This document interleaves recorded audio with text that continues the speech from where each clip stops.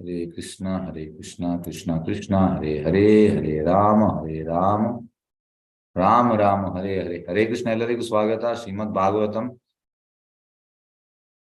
ಮೂರನೇ ಸ್ಕಂದ 14ನೇ ಅಧ್ಯಾಯ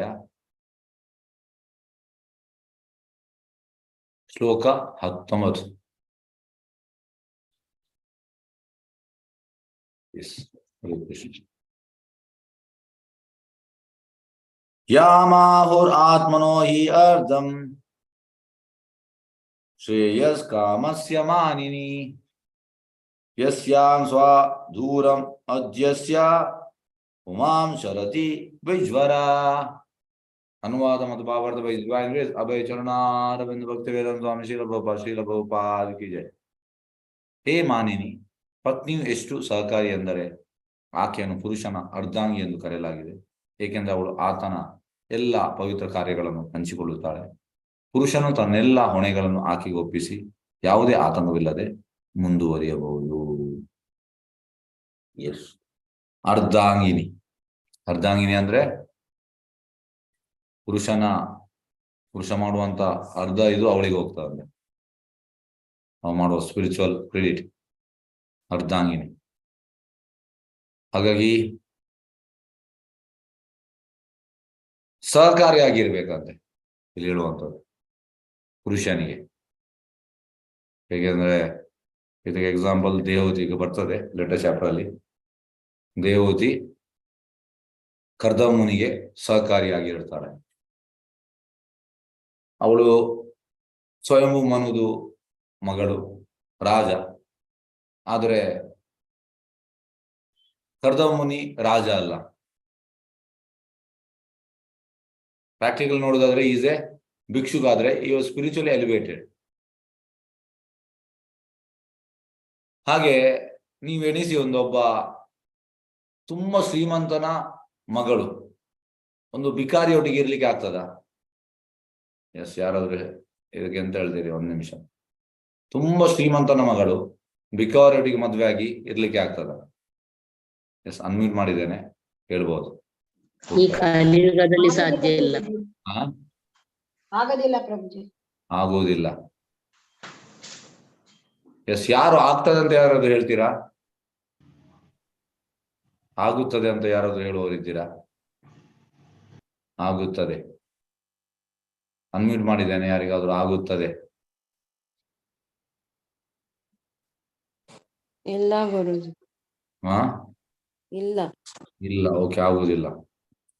ನೋಡಿ, ನಾನು ಹೇಳ್ತೇನೆ ಆಗ್ತದೆ, ಯಾಕಂದ್ರೆ ದೇವತಿ ಮಾಡಿದ್ದಾಳೆ. ಹಾಗಾಗಿ ಇಲ್ಲಿ ಎಂತಂದ್ರೆ ಉನ್ನತ ಮಟ್ಟದ ಕೃಷ್ಣ ಪ್ರಜ್ಞೆ ಇದ್ರೆ ಆಗ್ತದೆ. ಇದಕ್ಕೆ ಪ್ರಭುಪಾದ ಕೂಡ ಹೇಳುವಂತದ್ದು. ಒಬ್ಬ ಬ್ಯಾರಿಸ್ಟರ್ ಬೆಂಗಾಲ್ದಲ್ಲಿ, ಕೋಲ್ಕತ್ತಾದಲ್ಲಿ, ಅವ ತುಂಬಾ ರಿಚ್ ಆಗಿದ್ದ, ತುಂಬಾ ಶ್ರೀಮಂತ, ಎಷ್ಟೋ ಇನ್ಕಮ್ ಇತ್ತು ಅವನಿಗೆ, ಅಂದ್ರೆ ಲಾಯರ್. ಅವ ಗಾಂಧಿ ಮೂವ್ಮೆಂಟ್ಗೆ ಸೇರಿದ. ಗಾಂಧಿ ಮೂವ್ಮೆಂಟ್ ಸೇರಿ ಸ್ವಲ್ಪ ಅಂದ್ರೆ ಎಲ್ಲವನ್ನು ಬಿಟ್ಟು ಸೇರಿದ. ಸೇರಿ ಮತ್ತೆ ಅವನಿಗೆ ಜಾಸ್ತಿ ಸಮಯ ಇರ್ಲಿಕ್ಕೆ ಆಗ್ಲಿಲ್ಲ. ಮತ್ತೆ ಅವ ಈ ಸುಸೈಡ್ ಮಾಡಿದ್ದಾನೆ. ಓಕೆ, ಸತ್ತೋದವ. ಅದೇ ಪ್ರಭುಪಾದ ಹೇಳ್ತಾರೆ, ರೂಪ ಗೋಸ್ವಾಮಿ, ಸನಾತನ್ ಗೋಸ್ವಾಮಿ ಇಬ್ಬರು ಕೂಡ ಒಬ್ಬ ಎಂತ ಹೇಳುವಂಥದ್ದು ಪ್ರೈಮ್ ಮಿನಿಸ್ಟರ್, ಇನ್ನೊಬ್ಬರು ಪರ್ಸನಲ್ ಸೆಕ್ರೆಟರಿ, ಉನ್ನತ ಮಟ್ಟದ ಹುದ್ದೆಯಲ್ಲಿದ್ರು. ಆದ್ರೆ ಅವರು ವೃಂದಾವನಲ್ಲಿ ಇದ್ರು, ಜಸ್ಟ್ ಒಂದು ಲೈನ್ ಕ್ಲೋತ್ ಅಲ್ಲಿ. ಹಾಗಾಗಿ ಆಗ್ತದೆ, ಆಗುದಿಲ್ಲ ಅಂತಲ್ಲ. ಈಗ ನೀವು ಹೇಳಿದ ಪ್ರಕಾರ ಕಲಿಯುಗದಲ್ಲಿ ಜನರಿಗೆ ಆಗುದಿಲ್ಲ ಇದು, ಆದ್ರೆ ಭಕ್ತಿಯಲ್ಲಿ ಅಡ್ವಾನ್ಸ್ ಆದವನಿಗೆ ಇರ್ಲಿಕ್ಕೆ ಆಗ್ತದೆ. ಇದಕ್ಕೆ ಹೇಳುವಂಥದ್ದು simple living, high thinking. Prabhupada ಹೇಳುವ ಕಲಿಯುಗ ಅಂದ್ರೆ simply living, no thinking. Simply living, no thinking. ಹಾಗಾಗಿ ಆಗ್ತದೆ. ಯಾವಾಗ ಆಗ್ತದೆ? ಯಾವಾಗ ಕೃಷ್ಣ ಪ್ರಜ್ಞೆ ಉಂಟಾ ಆಗ ಆಗ್ತದೆ. ಅದೇ ರೀತಿ ಇಲ್ಲಿ ದೇವತಿ ಎಕ್ಸಾಂಪಲ್ ಹೇಳುವುದಾದ್ರೆ, ಅವಳು ರಾಜನ ಮಗಳು, ತುಂಬಾ ಶ್ರೀಮಂತ. ತುಂಬಾ ಅಂದ್ರೆ ನೀವೆಣಿಸಿ, ಅಂದ್ರೆ ಅದಕ್ಕಿಂತ ಶ್ರೀಮಂತ ಯಾರು ಇಲ್ಲ. ಅಂಥವಳು ಒಬ್ಬ ಭಿಕ್ಷುಕ, ಕರ್ದಮುನಿ. ಭಿಕ್ಷುಕ ಅಂದ್ರೆ ಇದು ಮೆಟೀರಿಯಲಿ ಅವ ಅಂತ ಎಂತ ಇಲ್ಲ. ಭೌತಿಕವಾಗಿ, ಆಧ್ಯಾತ್ಮಿಕವಾಗಿ ಅವ ಶ್ರೀಮಂತ, ಭೌತಿಕವಾಗಿ ಏನಿಲ್ಲ. ಅವನನ್ನು ಮದುವೆ ಆಗುವಂಥದ್ದು. ಮತ್ತೆ ಇರ್ತಾಳೆ ಅವಳು ಅವನೊಟ್ಟಿಗೆ ಇರ್ತಾಳೆ. ಹಾಗಾಗಿ ಇದು ಒಂದು ಕಲೆ. ಹಾಗಾಗಿ ಇದನ್ನು ಇರ್ಲಿಕ್ಕೆ ಹೇಗಂದ್ರೆ ಅಲ್ಲಿ ಕರ್ದಮುನಿ ಅನ್ನುವಂಥದ್ದು ಅವ ತಪಸ್ ಮಾಡ್ತಾ ಇರ್ತಾನೆ. ಮತ್ತೆ ತುಂಬಾ ವರ್ಷದ ನಂತರ ಅವಳು ಸಹಕರಿಸ್ತಾಳೆ. ಕಡೆಗೆ ಅವಳು ಸಹಕರಿಸಿದನ್ನು ನೋಡಿ ಅವನಿಗೆ ಖುಷಿ ಆಗ್ತದೆ. ಆಗ ಅವಳಿಗೆ ತಥಾಸ್ತು ಮಾಡ್ತಾನೆ. ಪ್ರಭುಪಾದ ಹೇಳ್ತಾರೆ, ಹೂ ಹ್ಯಾಸ್ ಡನ್ ತಪಸ್ಸು ಯಾರು ಮಾಡಿದ್ದು? ಕರ್ದಮುನಿ. ಯಾರಿಗೆ ಲಾಭ ಸಿಕ್ತು? ದೇವತೆಗೆ. ಹಾಗಾಗಿ ಅಲ್ಲಿ ಅದು ಅರ್ಧಾಂಗಿನಿ ಅಂದ್ರೆ ಗಂಡ ಮಾಡಿದ್ದು ಅರ್ಧಾಂಗಿಗೆ ಸಿಗ್ತದೆ. ಹಾಗೆ ಸಹಕಾರಿಯಾಗಿರ್ಬೇಕಂತ ನೋಡಿ, ಪತ್ನಿಯು ಸಹಕಾರಿಯಾಗಿರ್ಬೇಕು. ಪುರುಷನ ಅರ್ಧಾಂಗಿ ಎಂದು ಕರೆಯಲಾಗಿದೆ. ಏಕೆಂದ್ರೆ ಅವಳು ಆತನ ಎಲ್ಲ ಪವಿತ್ರ ಕಾರ್ಯಗಳನ್ನು ಹಂಚಿಕೊಳ್ಳುತ್ತಾಳೆ. ಪುರುಷನ ತನ್ನೆಲ್ಲ ಹೊಣೆಗಳನ್ನು ಹಾಕಿಗೊಪ್ಪಿಸಿ ಯಾವುದೇ ಆತಂಕವಿಲ್ಲದೆ ಮುಂದುವರೆಯುವುದು. ಈಗ ನೋಡಿ, ಮನೆಯಲ್ಲಿ ಈಗ ಮಕ್ಕಳಿದ ಹೊಣೆ ಗಂಡನಿಗಿಲ್ಲ ಅಂದ್ರೆ ಅವನಿಗೆ ಉಂಟು, ಅವ ಹಣ ತರ್ತಾನೆ. ಅದು ನೋಡುವಂಥದ್ದು ಯಾರು? ಹೆಂಗಸ್. ಹಾಗೆ ಪುರುಷ ಎಂತ ಮಾಡ್ತಾನೆ? ಅವ ಯಾವುದೇ ಆತಂಕವಿಲ್ಲದೆ ಎಲ್ಲ ಹೊಣೆಯನ್ನು ಆಕೆಗೆ ಒಪ್ಪಿಸ್ತಾನೆ. ಅವಳು ಅದನ್ನು ಮಾಡುವಂಥದ್ದು. ಎಸಿಗೆ ಭಾವಾರ್ಥ ನೋಡುವ. ವೇದದ ಆದೇಶದಂತೆ ಹೆಂಡತಿಯನ್ನು ಪುರುಷನ ಅರ್ಧಾಂಗಿ ಎಂದು ಅಂಗೀಕರಿಸಲಾಗಿದೆ. ಏಕೆಂದ್ರೆ ಆಕೆ ಪತಿಯ ಅರ್ಧದಷ್ಟು ಕರ್ತವ್ಯಗಳನ್ನು ನಿರ್ವಹಿಸುವ ಹೊಣೆ ಹೊರಬೇಕಾಗುತ್ತದೆ.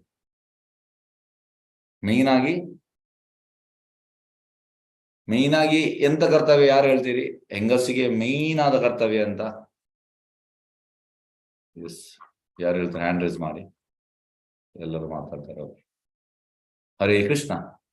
ಹೆಂಗಸಿದು ಮೇಯ್ನ್ ಆಗಿ ಕರ್ತವ್ಯ ಅಂತ ರಾಜಿ ಮಾತಾಜಿ. ಹರೇ ಕೃಷ್ಣ. ಕೃಷ್ಣ ಪ್ರಜ್ಞೆಗೆ ತರೋದು. ಹರೇ ಕೃಷ್ಣ. ಕೃಷ್ಣ ಪ್ರಜ್ಞೆಗೆ ತರೋದು ಮಕ್ಕಳನ್ನ. ಯಾವುದನ್ನು? ಮಕ್ಕಳನ್ನು ಕೃಷ್ಣ ಪ್ರಜ್ಞೆ ತರೋದು. ಮಕ್ಕಳನ್ನು ಕೃಷ್ಣ ಪ್ರಜ್ಞೆ ತರೋದು. Yes, very good. ಓಕೆ ನೋಡಿ. ಓಕೆ, ಎಸ್, ಪದ್ಮಿನಿ ಅವರು ಹೇಳಿ. ಮಕ್ಕಳ ಜವಾಬ್ದಾರಿ, ಮನೆಯ ಜವಾಬ್ದಾರಿ. Yes, very good. ಎಸ್, ಎಂತಂದ್ರೆ ಪ್ರಭುಪಾದ ಹೇಳುವಂಥದ್ದು ಒಳ್ಳೆ ಕುಕಿಂಗ್ ಗೊತ್ತಿರ್ಬೇಕಂತೆ. ಹೆಂಗಸ ಅಂದ್ರೆ ಶಿ ಶುಡ್ ಬಿ ದಕ್ಷ ಇನ್ ಕುಕಿಂಗ್. ಇದು ಮೇನ್ ಗೊತ್ತಿರ್ಬೇಕು. ಮತ್ತೆ ಮನೆ ಕೆಲಸ ಎಲ್ಲ ಗೊತ್ತಿರ್ಬೇಕು. ಅಲ್ಲ ಮತ್ತೆ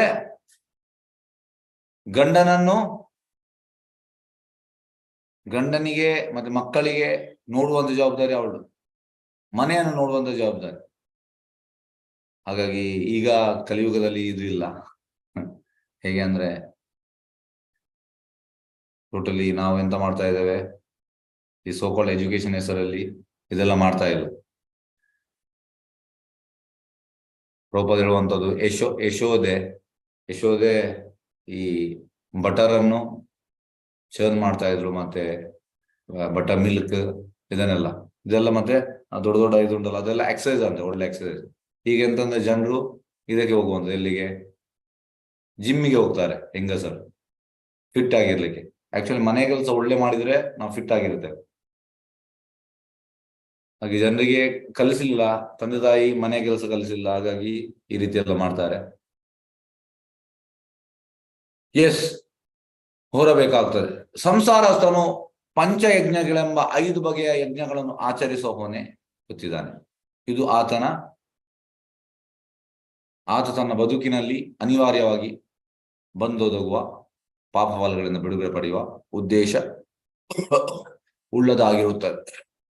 ಮನುಷ್ಯ ತನ್ನ ಗುಣ ಸ್ವಭಾವದ ಬೆಕ್ಕು ನಾಯಿಗಳಂತಾದರೆ ಆತ ಆಧ್ಯಾತ್ಮಿಕ ಮೌಲ್ಯಗಳನ್ನು ಬೆಳೆಸಿಕೊಳ್ಳುವ ತನ್ನ ಕರ್ತವ್ಯವನ್ನು ಮರೆಯುತ್ತಾನೆ. ನೋಡಿ ಈಗಿದು ಪ್ರೆಸೆಂಟ್ ಈ ನಾಗರಿಕತೆ, ಬೆಕ್ಕು ನಾಯಿದು ನಾಗರಿಕತೆ. ಯಾಕೆಂದ್ರೆ ಗಂಡನಿಗೆ ಅವನ ಕರ್ತವ್ಯ ಗೊತ್ತಿಲ್ಲ, ಹೆಂಡತಿಗೆ ಅವಳ ಕರ್ತವ್ಯ ಗೊತ್ತಿಲ್ಲ. ಹಾಗಾಗಿ ಬೆಕ್ಕು ನಾಯಿಗಳು ಮಾಡುವಂತೆ ಮಾಡ್ತಾರೆ. ಮೌಲ್ಯ ನೋಡಿ, ಆಧ್ಯಾತ್ಮಿಕ ಮೌಲ್ಯ ಗೊತ್ತಿಲ್ಲ ಜನರಿಗೆ. ಆಗ ಆತ ತನ್ನ ಪತ್ನಿಯನ್ನು ಇಂದ್ರಿಯ ತೃಪ್ತಿಯ ಸಾಧನೆ ಮಾತ್ರ ಪರಿಗಣಿಸ್ತಾನೆ. ಎಂತಂದ್ರೆ ಆಸ್ ಎ ಮಿಷಿನ್ ಯೂಸ್ ಮಾಡುವಂಥದ್ದು. ಯಾವಾಗ ಪತ್ನಿಯನ್ನು ಇಂದ್ರಿಯ ತೃಪ್ತಿಯ ಸಾಧನ ಮಾತ್ರ ಎಂದು ಪರಿಗಣಿಸುತ್ತೇವೆಯೋ ಆಗ ವ್ಯಕ್ತಿಗತ ಸೌಂದರ್ಯ ಮಾತ್ರ ಮುಖ್ಯವಾಗುತ್ತದೆ. ಹಾಗೆ ಎಂತ ಆಗ್ತದೆ ಅಂದ್ರೆ, ಸೌಂದರ್ಯ ಸ್ವಲ್ಪ ಕಡಿಮೆ ಆದ ಕೂಡಲೇ ಇರುವಂತದ್ದು ಈ ಅಮೆರಿಕದಲ್ಲೆಲ್ಲ. ಹೇಗೆಂದ್ರೆ ಪ್ರಾಯದವರೆಲ್ಲ 80 ವರ್ಷ 70 ವರ್ಷ ಅವರೆಲ್ಲ ಈ ಡಿಸ್ಕೋಗೆ ಹೋಗಿ ಅಲ್ಲಿ 20 ವರ್ಷ 18 ವರ್ಷದ ಹುಡುಗಿಯನ್ನು ಕರ್ಕೊಂಡು ಹೋಗುವಂಥದ್ದು ಹೇಳ್ತಾರೆ. ಯಾಕೆಂದ್ರೆ ಅವನಿಗೆ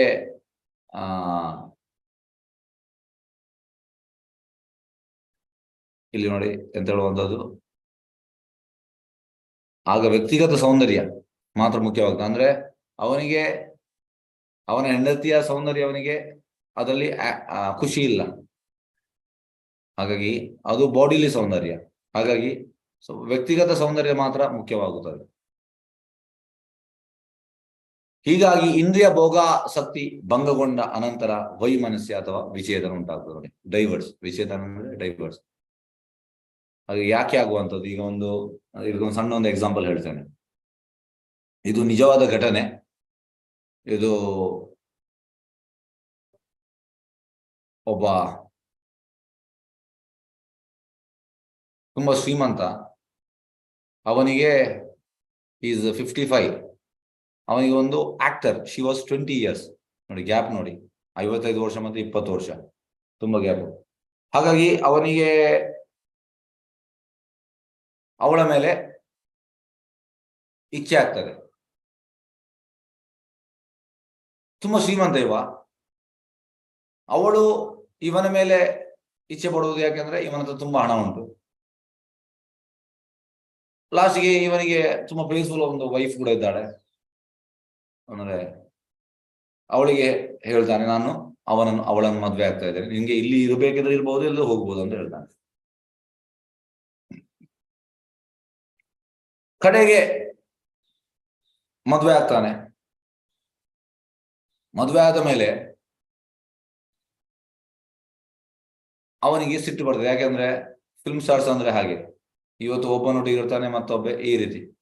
ಹಾಗೆ ಅವಳಿಗೆ ತುಂಬಾ ಬಾಯ್ ಫ್ರೆಂಡ್ಸ್, ತುಂಬಾ. ಹಾಗೆ ಇವ ಎಂತ ಮಾಡ್ತಾನೆ, ಸಿಟ್ಟು ಬಂದು ಅವಳನ್ನು ಇವನಿಗೆ ಗೊತ್ತಾಗ್ತದೆ. ಹಾಗಾಗಿ ಇವಳು ಎಂತ ಮಾಡುದು ಅಂದ್ರೆ, ಇವಳಿಗೆ ಅದು ಗೊತ್ತಾಗ್ತದೆ, ಅವನಿಗೆ ಗೊತ್ತಾಗಿದೆ ಅಂತ ಅವನನ್ನು ಫಿನಿಶ್ ಮಾಡ್ಲಿಕ್ಕೆ ಪ್ರಯತ್ನ ಮಾಡ್ತಾನೆ. ಅದು ಇವನಿಗೆ ಗೊತ್ತಾಗ್ತದೆ. ಇವ ಎಂತ ಮಾಡ್ತಾನೆ, ಅವಳನ್ನು ಫಿನಿಶ್ ಮಾಡ್ಲಿಕ್ಕೆ ಪ್ರಯತ್ನ ಮಾಡ್ತಾನೆ. ಹಾಗಾಗಿ ಇಬ್ಬರು ಕೂಡ ಬೌನ್ಸರ್. ನೀವು ನೋಡ್ಬೋದು, ಬೌನ್ಸರ್ ಅಂದ್ರೆ ಈ ಪಬ್ಬಿನಲ್ಲೆಲ್ಲ ದೊಡ್ಡ ದೊಡ್ಡ ಜೀವದವರು ಇರ್ತಾರೆ, ಅವರಿಗೆ ಬೌನ್ಸರ್ ಅಂತ ಹೆಸರು. ಇವ ಸ್ವಲ್ಪ ಬೌನ್ಸರ್ ಇವನಿಗೆ ಸೇಫ್ಟಿಗೆ, ಅವಳದ್ರು ಕೂಡ ಬೌನ್ಸರ್. ಹಾಗಾಗಿ ಈಗ ಅವರ ಜೀವನ ಕೂಡ ಬೌನ್ಸರ್. ಅಂದ್ರೆ ಅವಳು ಎನಿಸುವಂಥದ್ದು ಅವನನ್ನು ಅಟ್ಯಾಕ್ ಮಾಡ್ತಾನೆ ಅಂತ, ಇವಳು ಎನಿಸುವಂಥದ್ದು ಇವ ಎನಿಸುವಂತ ಅವಳು ನನ್ನನ್ನು ಅಟ್ಯಾಕ್ ಮಾಡ್ತಾರ. ಹಾಗೆ ಸೇಫ್ಟಿಗೆ ಬೌನ್ಸರ್ ಹಿಡಿದು ಹಾಗೆ ಈ ರೀತಿ ಆಗುವಂಥದ್ದು ನೋಡಿ. ಇಂಥದ್ದೆಲ್ಲ ಆಗ್ತದೆ, ತುಂಬಾ ಘಟನೆ ಉಂಟು. ವಿಚ್ಛೇದನ ಉಂಟಾಗುತ್ತದೆ ನೋಡಿ. ವಿಚ್ಛೇದನ ಅಂದ್ರೆ ಡೈವರ್ಸ್. ಈ ಪಾಶ್ಚಾತ್ಯ ದೇಶದಲ್ಲಿ, ಅಮೆರಿಕದಲ್ಲಿ ನಾವು ಹೇಳ್ತೇವೆ, ತುಂಬಾ ಡೆವಲಪ್ಡ್ ಕಂಟ್ರಿ, ಅಲ್ಲಿ ಡೈವರ್ಸ್ ತುಂಬಾ ಜಾಸ್ತಿ ರೇಟ್. ಇಂಗ್ಲೆಂಡ್, ಪಾಶ್ಚಾತ್ಯ ದೇಶದೆಲ್ಲ, ಯಾವುದೆಲ್ಲ ಪಾಶ್ಚಾತ್ಯ ದೇಶದಲ್ಲಿ ಡೈವರ್ಸ್ ರೇಟ್ ಜಾಸ್ತಿ. ಅದು ಭಾರತದಲ್ಲಿ ಪ್ರಭುಪಾದ ಇರುವಾಗ ತುಂಬಾ ಕಡಿಮೆ ಇತ್ತು, ಇರ್ಲೇ ಇಲ್ಲ. ಈಗ ಆಗಿದೆ, ಯಾಕಂದ್ರೆ ನಾವು ಪಾಶ್ಚಾತ್ಯ ದೇಶ ಫಾಲೋ ಮಾಡುವಂಥದ್ದು. ಹಾಗೆ ಇಂದಿನ ಕಾಲದಲ್ಲಿ ಡೈವರ್ಸ್ ಅನ್ನೋದು ವಿಷಯವಿರಲಿಲ್ಲ, ಅಡ್ಜಸ್ಟ್ ಮಾಡ್ತಾ ಹೋಗ್ತಾ ಇದ್ರು. ಆದರೆ ಪತಿ ಪತ್ನಿಯರು ಪರಸ್ಪರ ಸಹಕಾರದಿಂದ ಆಧ್ಯಾತ್ಮಿಕ ಪ್ರಗತಿಯ ಗುರಿ ಹೊಂದಿದಾಗ ವ್ಯಕ್ತಿಗತ ಸೌಂದರ್ಯ ಮುಖ್ಯವಾಗುವುದಿಲ್ಲ ನೋಡಿ. ಸೌಂದರ್ಯ ಹೋಗ್ತದೆ, ಇವತ್ತುಂಟು ಮತ್ತೆ ಹೋಗ್ತದೆ. ಹಾಗಾಗಿ ಸೌಂದರ್ಯ ಮುಖ್ಯವಲ್ಲ. ಎಂತಂದ್ರೆ ನಾವು ಆಧ್ಯಾತ್ಮಿಕ ಇದರಲ್ಲಿದ್ರೆ ನಮ್ಗೆ ಸೌಂದರ್ಯ ಮುಖ್ಯವಲ್ಲ. ಸೌಂದರ್ಯ ಹೋಗ್ತದೆ ಸ್ವಲ್ಪ ಸಮಯ ಮಾತ್ರ, ಮತ್ತೆ ಚೇಂಜ್ ಆಗ್ತದೆ ಸೌಂದರ್ಯ. ನಾವು ಈಗ ಒಂದು 20 ವರ್ಷ ಇರುವಾಗ ನಾವು ತುಂಬಾ ಚಂದ ಇದ್ದೇವೆ. ಈಗ 40 ಆಗುವಾಗ ನಮ್ಮ ಚಂದ ಹೋಗ್ತದೆ, 50 ಆಗುವಾಗ ಪೂರ್ತಿ ಹೋಗ್ತದೆ. ಹಾಗಾಗಿ ಸೌಂದರ್ಯ ಇರುವುದಿಲ್ಲ. ಸೌಂದರ್ಯ ಸಣ್ಣ ಪ್ರಾಯದಲ್ಲಿ 16, 18, 20 ಇದರಲ್ಲೆಲ್ಲ ಸೌಂದರ್ಯ ಇರ್ತದೆ, ಮತ್ತೆ ಸೌಂದರ್ಯ ಇರುವುದಿಲ್ಲ. ಮತ್ತೆ ಕ್ರಮೇಣದಾಗುವ ಸೌಂದರ್ಯ ಕಡಿಮೆ ಕಡಿಮೆ ಕಡಿಮೆ ಆಗ್ತಾ ಹೋಗ್ತದೆ. ಮತ್ತೆ ಪ್ರಾಯ ಆದ್ಮೇಲೆ ಸೌಂದರ್ಯ ಇರುವುದಿಲ್ಲ. ಹಾಗಾಗಿ ಆಧ್ಯಾತ್ಮಿಕ ಪ್ರಗತಿ ಗುರಿ ಹೊಂದಿದಾಗ ವ್ಯಕ್ತಿಗತ ಸೌಂದರ್ಯ ಮುಖ್ಯವಾಗುವುದಿಲ್ಲ. ಪ್ರೇಮವೆಂಬುದು ಭಂಗಗೊಳ್ಳುವುದಿಲ್ಲ. ನೋಡಿ, ಐಹಿಕ ಜಗತ್ತಿನಲ್ಲಿ ಪ್ರೀತಿಯ ಪ್ರಶ್ನೆಯೇ ಬರುವುದಿಲ್ಲ. ಮದುವೆ ಎಂಬುದು ವಾಸ್ತವವಾಗಿ ಅಧಿಕೃತವಾದ ಶಾಸ್ತ್ರಗಳಿಗೆ ನಿರ್ದೇಶಿಸಿದಂತೆ ಆಧ್ಯಾತ್ಮಿಕ ಪ್ರಗತಿಗಾಗಿ ಪರಸ್ಪರ ಸಹಕಾರ ನಿರ್ವಹಿಸುವ ಕರ್ತವ್ಯ. ಆದ್ದರಿಂದ ಆಧ್ಯಾತ್ಮಿಕ ಜ್ಞಾನದ ಉದ್ದೇಶವಿಲ್ಲದೆ ಬೆಕ್ಕುನಾಯಿಗಳ ಅಂತ ಜೀವನದ ತಪ್ಪಿಸಿಕೊಳ್ಳಲು ವಿವಾಹ ಅಗತ್ಯವಾದದ್ದು. ಹಾಗಾಗಿ ಮದುವೆ ಇರುವುದು ಯಾಕೆ? ಆಧ್ಯಾತ್ಮಿಕ ಪ್ರಗತಿಗಾಗಿ ಪರಸ್ಪರ ಸಹಕಾರ ಮಾಡ್ಬೇಕು ನಾವು. ಇದಕ್ಕೆ ಇರುವಂತದ್ದು. ಬೆಕ್ಕು ನಾಯಿಗಳಂತ ಜೀವನ ಮಾಡ್ಲಿಕ್ಕೆ ಅಲ್ಲ, ಕಚ್ಚಾಡ್ಲಿಕ್ಕೆ ಅಲ್ಲ. ಹಾಗಾಗಿ ಇದನ್ನು ನಾವು ತಿಳಿಬೇಕು. ಎಸ್, ನೆಕ್ಸ್ಟ್ ಶ್ಲೋಕ 20. ಹರೇ ಕೃಷ್ಣ. ಯಾಂ ಆಶ್ರಿತ್ಯ ಇಂದ್ರಿಯ ಪರಾತಿ ದುರ್ಜಯಾನ್ ಇತರ ಆಶ್ರಮೇ ವಯಂ ಜಯೇಮ ಹೇಲಾಭಿ ದಸ್ಯೂನ್ ದುರ್ಗಪತಿ ಯಥಾ. ಅನುವಾದ ಮತ್ತು ಭಾವಾರ್ಥ ಅಭಯಚರಣಾರವಿಂದ ಭಕ್ತಿವೇದಾಂತ ಸ್ವಾಮಿ ಶ್ರೀಲ ಪ್ರಭುಪಾದ್ ಕಿ ಜೈ. ದುರ್ಗದ ಸೇನಾಧಿಪತಿಯು ತನ್ನ ಮೇಲೆ ದಾಳಿ ಮಾಡುವವರನ್ನು ಸುಲಭವಾಗಿ ಗೆಲ್ಲುವಂತೆ ಪತ್ನಿಯ ಆಶ್ರಯ ಪಡೆದ ವ್ಯಕ್ತಿಯು ಇತರ ಆಶ್ರಮದ ವ್ಯಕ್ತಿಗಳು ಗೆಲ್ಲಲಾಗದ ಇಂದ್ರಿಯಗಳನ್ನು ಸುಲಭವಾಗಿ ಗೆಲ್ಲಬಹುದು. ಎಸ್, ನೋಡಿ, ಗೃಹಸ್ಥನಿಗೆ ಟೆನ್ಷನ್ ಇಲ್ಲ, ಬ್ರಹ್ಮಚಾರಿಗೆ, ವಾನಪ್ರಸ್ಥನಿಗೆ, ಸನ್ಯಾಸಿಗೆ. ಯಾಕೆಂದ್ರೆ ಗೃಹಸ್ಥನಿಗೆ ಮದುವೆ ಆಗಿದ್ದಾನೆ, ಹಾಗಾಗಿ ಅವನಿಗೆ ಆ ವಿಷಯದ ಬಗ್ಗೆ ಟೆನ್ಷನ್ ಇಲ್ಲ. ಆದ್ರೆ ಉಳಿದವರಿಗೆ ಎಂತ ಅಂದ್ರೆ, ಉಳಿದವರು ಬ್ರಹ್ಮಚಾರಿ ಆಗ್ಲಿ, ವಾನಪ್ರಸ್ಥ ಆಗ್ಲಿ, ಸನ್ಯಾಸಿ ಆಗ್ಲಿ, ಆ ವಿಷಯದಲ್ಲಿ ಅವರು ಸ್ವಲ್ಪ ಜಾಗ್ರತೆ ಆಗಿರ್ಬೇಕು. ಈ ದುರ್ಗದ ಸೇನಾ ತನ್ನ ಮೇಲೆ ದಾಳಿ ಮಾಡುವುದನ್ನು ಸುಲಭವಾಗಿ ಗೆಲ್ಲುವಂತೆ ಪತ್ನಿಯ ಆಶ್ರಯ ಪಡೆದ ವ್ಯಕ್ತಿಯು ಇತರ ಆಶ್ರಮಗಳ ವ್ಯಕ್ತಿಗಳು ಗೆಲ್ಲಲಾಗದ ಇಂದ್ರಿಯಗಳನ್ನು ಸುಲಭವಾಗಿ ಗೆಲ್ಲಬಹುದು. ಹಾಗಾಗಿ ಅವ ಆರಾಮ್ಸೆ ಗೆಲ್ಬಹುದು. ಯಾಕೆಂದ್ರೆ ಈಗ ಹೇಗಂದ್ರೆ ಕೆಲವೊಮ್ಮೆ ಇಲ್ಲದಾಗ ಅದರ ಆಸಕ್ತಿ ಜಾಸ್ತಿ ಬರುವಂಥದ್ದು, ಇರುವಾಗ ನಮ್ಗೆ ಅದರ ಆಸಕ್ತಿ.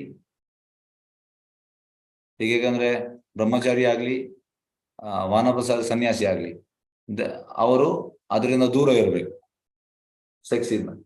ಆದ್ರೆ ಗೃಹಸ್ಥನಿಗೆ ಪರ್ಮಿಷನ್ ಉಂಟು. ಹಾಗಾಗಿ ಅವನಿಗೆ ನೋಡಿ, ಅವನಿಗೆ ಆ ವಿಷಯದಲ್ಲಿ ಟೆನ್ಷನ್ ಇಲ್ಲ ಅಂತ.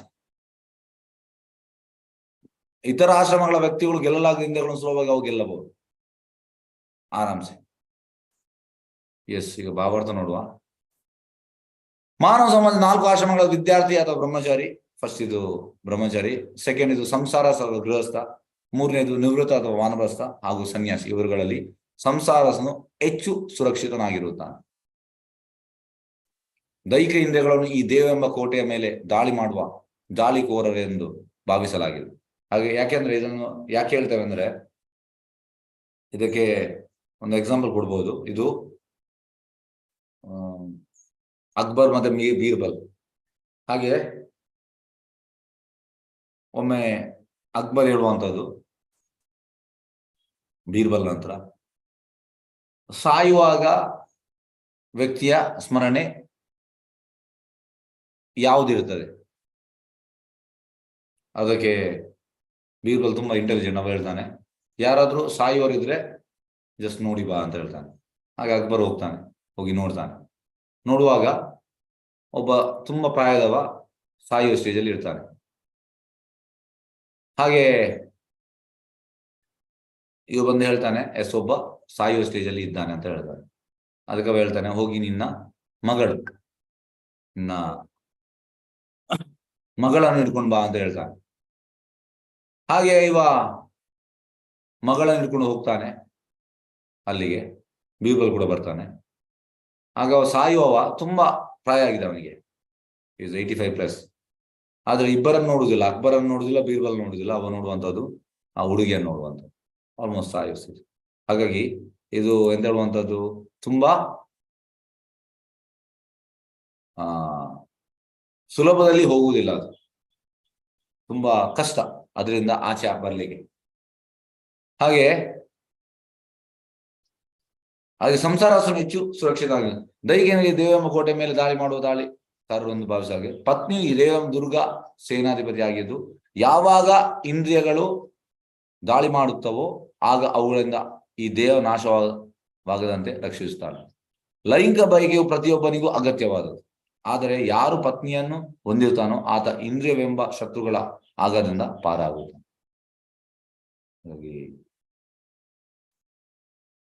ಲೈಂಗಿಕ ಬಯಕೆ ಅದು ಇದ್ದೇ ಇರ್ತದೆ.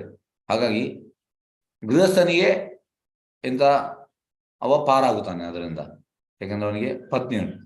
ಒಳ್ಳೆಯ ಹೆಂಡತಿಯನ್ನು ಹೊಂದಿರುವ ಗಂಡಸು ಕನ್ಯೆಯರನ್ನು ಕೆಡಿಸುವುದರಿಂದ ಆಗುವ ಸಮಾಜದಲ್ಲಿನ ಕ್ಷೋಭೆಯನ್ನು ಉಂಟು ಮಾಡುವುದಿಲ್ಲ. ಮತ್ತೆ ಇನ್ನೊಂದು ಎಂತ ಅಂದ್ರೆ, ಈಗ ಒಬ್ಬ ಎಂತ ಹೇಳುವಂಥದ್ದು,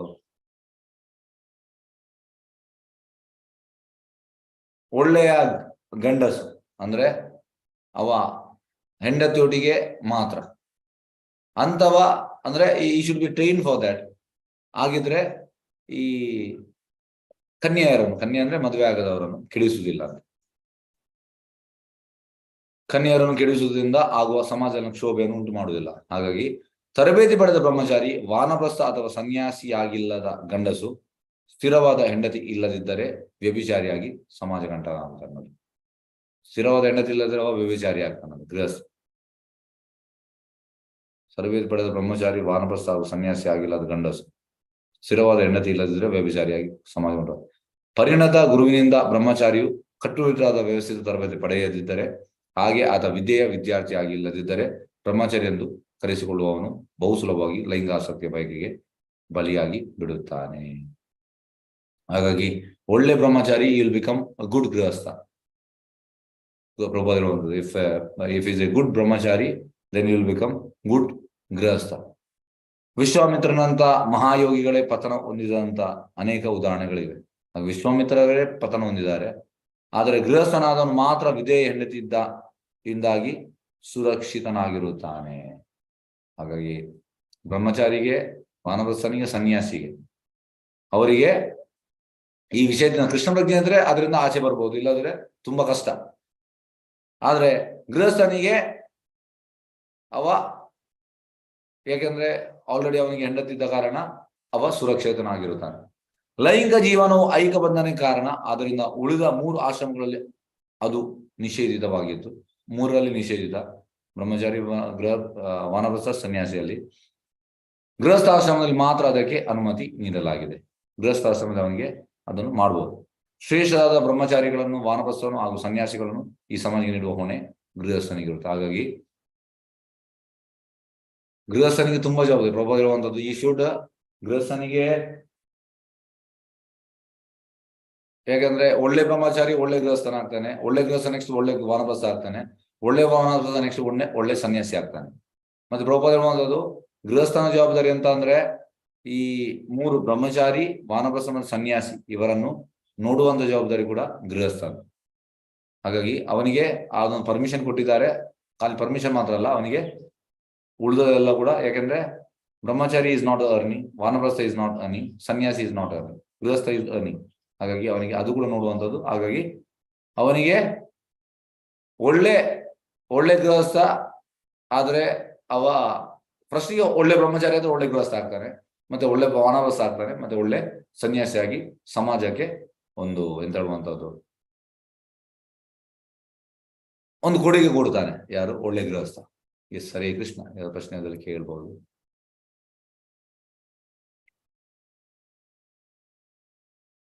ಎಸ್, ಹರೇ ಕೃಷ್ಣ.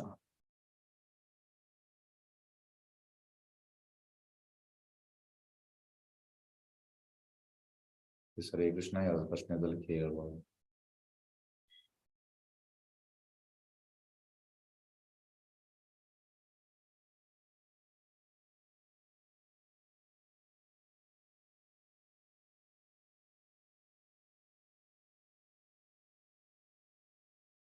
ಎಸ್ ಹರೇ ಕೃಷ್ಣ. ಯಾವ್ದು ಪ್ರಶ್ನೆ ಇಲ್ವಾ? ಓಕೆ, ಹಾಗಾದ್ರೆ ನಾವು ಮುಕ್ತಾಯ ಮಾಡುವ.